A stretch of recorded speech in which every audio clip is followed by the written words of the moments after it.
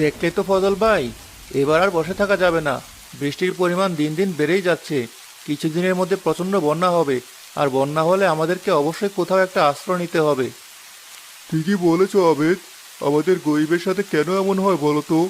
এই বৃষ্টির কারণে আমাদের ফসলের অনেক ক্ষতি হয়ে গেছে। এখন যদি এরকম বৃষ্টি হতে থাকে আর বন্যা হয়, তাহলে যেটুকু অবশিষ্ট ফসল আছে সেটুকুও শেষ হয়ে যাবে। তারপর সারা বছর আমাদের না খেয়ে থাকতে হবে। তোমরা শুধু শুধু এত চিন্তা করছো।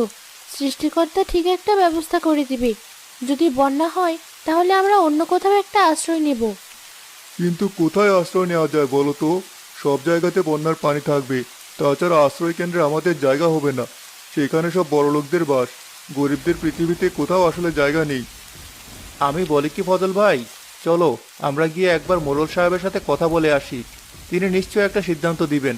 আমাদেরকে আশ্রয় কেন্দ্রে একটা নির্দিষ্ট জায়গাতে থাকতে দিবেন। তা না হলে আমাদের মতো গরিব পরিবারগুলো কোথায় যাবে? তুমি শুধু শুধু চেষ্টা করছো আবেদ ভাই। গত বছরের কথা মনে নেই? যখন আমরা বড় সাহেবের কাছে গিয়েছিলাম, তিনি অনেক বিরক্ত হয়েছিলেন। এক বছরে তো অনেক কিছু পরিবর্তন হতে পারে।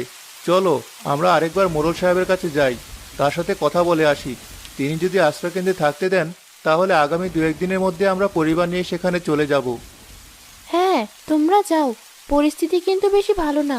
প্রচণ্ড বৃষ্টি হচ্ছে। বন্যায় চলে আসছে বলে।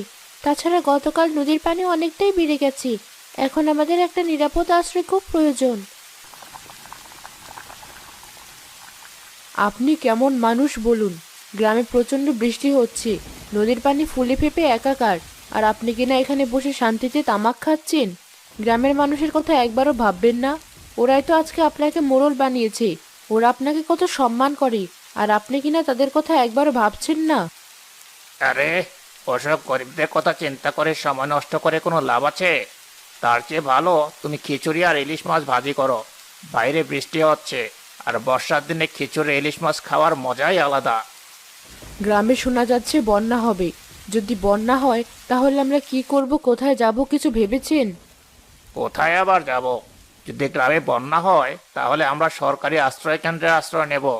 গ্রামে যেসব ধনী পরিবার আছে সবাই সেই আশ্রয় কেন্দ্রে আশ্রয় নেবে। আর যেসব গরিব পরিবার আছে তারা কি করবে? তারা কোথায় যাবে? একবারও কি তাদের কথা আপনারা ভাবছেন না? আরে বাবা, কি মুশকিল! তারা কোথায় যাবে সেটা আমি কি করে বলবো? গরিবদের জন্মই হয়েছে কষ্ট করার জন্য, সংগ্রাম করে টিকে থাকার জন্য। দেখো, হয়তো নিজেদের বাড়িতে টিকে